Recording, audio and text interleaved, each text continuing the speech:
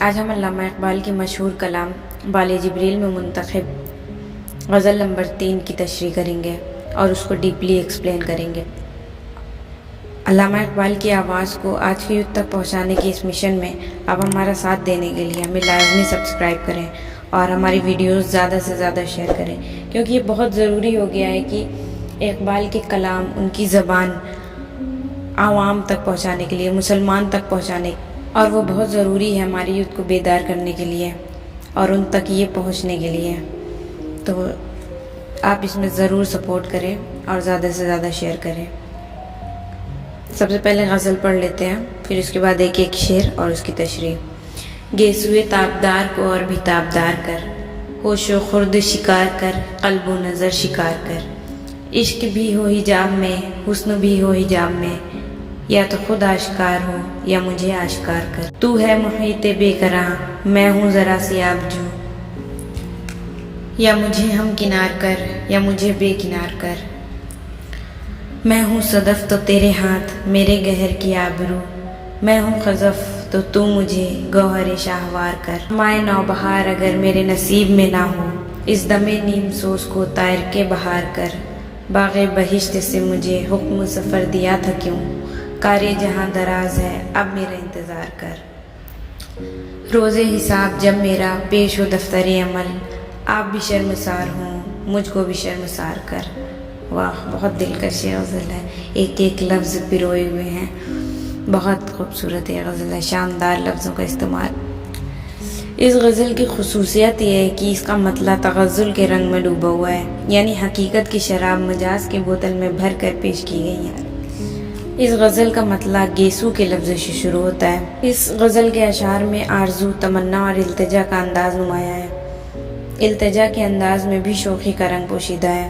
پہلا شعر ہے: گیسوئے تابدار کو اور بھی تابدار کر، ہوش و خرد شکار کر، قلب و نظر شکار۔ گیسوئے تابدار، لہراتی ہوئی زلفیں، تابدار منور، برائٹ، قلب و نظر، جگر اور نظریں۔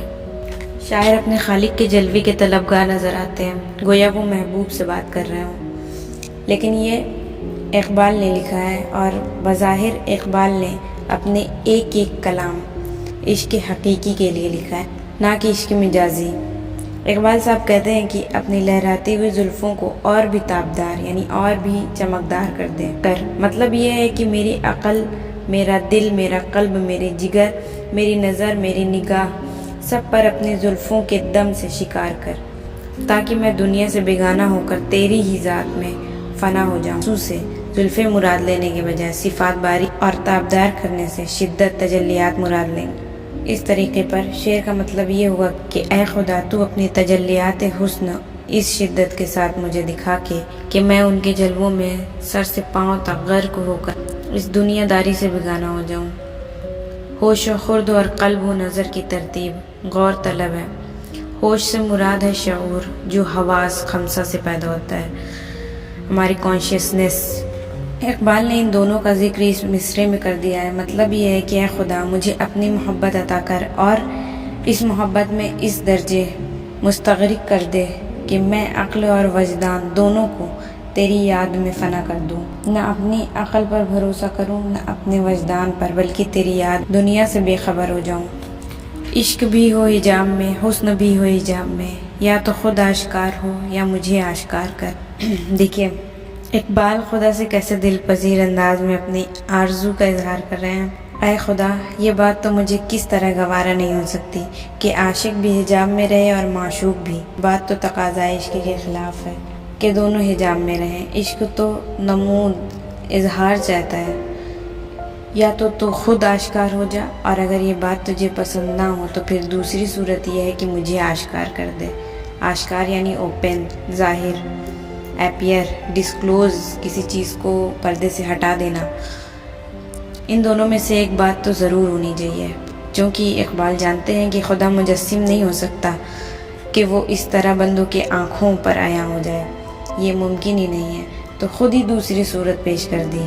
اور عاشق کی معراج یعنی ہائیسٹ جو ہوتی ہے، بہت اپر لیمٹ، یہ اس کا مقصد بھی یہی ہوتا ہے. اس لیے یا مجھے آشکار کر سے اقبال کی مراد یہ ہے کہ مجھے اپنے فضل و کرم سے ایسی طاقت عطا فرما کہ میں اپنی زندگی سے تیرے نام کی عظمت کو دنیا پر ظاہر کر سکوں، یعنی میرے اعمال سے اسلام دنیا میں سر بلند ہو سکے. تو ہے محیط بے کراں، میں ہوں ذرا سی آبجو، یا مجھے ہم کنار کر یا مجھے بے کنار کر. محیط بے کراں، لامحدود ماحول، آبجو ندی نہر. خدا کو روبرو کرتے ہوئے اقبال کہتے ہیں کہ تو ایک وسیع پھیلا ہوا سمندر ہے، یعنی تو لامحدود ہے، اور میں ایک چھوٹی سی ندی ہوں اور تو پورا سمندر. تو مجھے ہم کنار کر مولا، یعنی مجھے اپنی ذات میں فنا کر لے اور خود میں شامل کر لے، یا تو مجھے بے کنار کر، یعنی مجھے بھی اپنی طرح ایک بے کنارے لامحدود سمندر بنا دے. میں چاہتا ہوں کہ میری خودی بھی قائم رہے اور تیرے رنگ میں پوری طرح رنگ بھی جاؤں. میں ہوں صدف تو تیرے ہاتھ میرے گہر کی آبرو، میں ہوں خزف تو تو مجھے گوہر شاہوار کر. صدف سمندر میں نکلنے والی سیپی، گوہر جواہرات، آبرو عزت، خزف مٹی، گوہر شاہوار شاہی مٹی. کہتے ہیں کہ میں اگر صدف یعنی سیپی ہوں تو میرے گود میں گوہر یعنی موتی ہے، اس کی آبرو تیرے ہاتھ میں ہے، یعنی تو اسے آب و تاب بخش سکتا ہے. میں اگر خزف یعنی مٹی ہوں تو مجھے گوہر شاہوار یعنی رائل پیئرل جو ہوتا ہے بہت بادشاہوں کے لیے جو موتی یوز ہوتی ہے، یعنی تو مجھے ایسا موتی بنا دے جو بادشاہوں کے لائق ہوں، مجھے اتنا انمول اتنا بے دام بنا دے. نغمائے نوبہار اگر میرے نصیب میں نہ ہو، اس دم نیم سوز کو طائر کے بہار کر. دم نیم سوز اجلی سانس، طائر کے بہار موسم بہار کے پرندے. اگر نئی بہار کے نغمے میرے نصیب میں نہیں تو اس دم نیم سوز اجل ساز کو بہار کی خوشخبری دینے والا پرندہ بنا دے. میری ساری عمر مسلمانوں کو عصر نو عروج یعنی نیو ایج آف اسینشن تک پہنچانے میں وقف ہو رہی ہے، وہی عروج جس میں مسلمان خالصتاً قرآن کی پیروی فالو کرتے ہیں اور ہر بت سے چاہے وہ انسانی کیوں نہ ہو ہر کسی کی اللہ کی صورت اختیار کرتے ہیں اور اللہ کی منزل یعنی قرآن کے نظام میں داخل ہو گئے تھے. اگر باری تعالیٰ میں اس عروج کے نظام تک زندہ تر رہ سکا تو اپنے لطف و کرم سے ایسی صورت پیدا کر کہ میرا وجود دور عروج کی تمہید بن جائے اور میں اپنے مقصد میں کامیاب ہو جاؤں. باغ بہشت سے مجھے حکم سفر دیا تھا کیوں، کار جہاں دراز ہے اب میرا انتظار کر. باغ بہشت جنت کے باغ، دراز طویل لانگ. اے مولا تو نے مجھے بہشت سے ہی کوچ کا حکم کیوں دیا تھا؟ تیرے حکم کے تحت میں اس دنیا میں آ گیا اور جو کام میرے سپرد ذمہ تھا میں یہاں آیا اور اپنے کام میں لگ گیا. یہ کام بہت لمبا ہے میرے مولا، میں اسے جلد ختم نہیں کر سکتا اور نہ میں اسے ادھورا چھوڑ سکتا ہوں. اب میرا انتظار کر، مجھے اپنے کام کو مکمل کر لینے دے. اس شعر کے پہلے مصرے میں صنعت تلمین پائی جاتی ہے، یعنی اقبال نے حضرت آدم علیہ السلام کے جنت سے اخراج کی طرف اشارہ کیا ہے. کہتے ہیں کہ اے خدا تو نے اپنی مشیت کے مطابق حضرت آدم کو خود جنت سے نکالا. اگر اب تو تنہائی محسوس کر رہا ہے تو اس میں میرا کوئی قصور نہیں ہے. اب تو تجھے میرا انتظار کرنا ہی پڑے گا، کیونکہ جب تک کار جہاں اختتام پذیر نہ ہو، یعنی میرا مقصد جس کے لیے آپ نے مجھے بھیجا ہے وہ اس دنیا کا مکمل نہیں ہو جاتا ہے، میری ملاقات تجھ سے ناممکن ہے. جب تو یہ کارخانہ عالم ختم کر دے گا اس وقت میں تجھ سے مل سکوں گا. روز حساب جب میرا پیش ہو دفتر عمل، آپ بھی شرمسار ہو مجھ کو بھی شرمسار کر. پہلے کی شعر کی طرح اس شعر میں بھی ناز کا رنگ جھلک رہا ہے اور انداز بیان میں بھی شوخی نظر آ رہی ہے. کہتے ہیں کہ قیامت کے دن جب میں تجھ سے ملوں گا تو میرا نامہ اعمال بھی تیرے سامنے پیش ہوگا، چونکہ میرے گناہوں کی فہرست بھی بہت طویل ہے.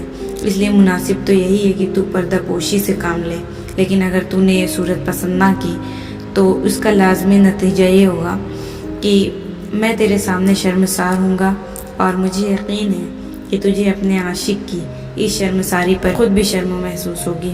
جب یہ صورتحال یہ ہے تو اے خدا، میں تو عاجزی کے ساتھ یہی عرض کروں گا کہ قیامت کے دن تم مجھ سے حساب مت کیجیے، کیونکہ اس کا نتیجہ اس کے سوا اور کیا ہوگا، آپ بھی شرمسار ہو، مجھ کو بھی شرمسار کر۔ اقبال کا مطلب یہ ہے کہ انسان کو بہت تھوڑا اختیار دیا گیا ہے، اور چونکہ وہ بہت کمزور ہے اس لیے اس سے گناہ کا ہونا یقینی ہے۔ جب قیامت کے دن بندہ اپنے گناہوں پر شرمسار ہوگا تو رحمت خداوندی اس کی شرمساری کے باعث جوش میں آ جائے گا، اور خدا اپنی رحمت سے گنہگاروں کو مغفرت عطا فرمائے گا۔ اس کے سوا انسان کی کامیابی کی اور کوئی صورت نہیں ہے۔ اقبال نے شاعرانہ انداز سے کام لے کر رحمت خداوندی کے جوش میں آ جانے کو ہی شرمساری کو آپ بھی شرمسار ہو سے تعبیر کیا ہے، اور اسی بات نے شعر میں اور زیادہ لطف پیدا کر دیا ہے۔ تو یہ ہے اس پورے غزل کی تشریح، اور اگر آپ نے یہاں تک ویڈیو دیکھی ہے تو لازمی سبسکرائب کریں، اور آگے بھی اسی طرح کی ویڈیوز آپ کو دیکھنے کو ملتی رہیں گی۔ اور بال جبریل کی پہلی اور دوسری غزل بھی ڈالی جا چکی ہے، آپ اسے چینل پر جا کر ضرور دیکھ لیں۔ Thanks for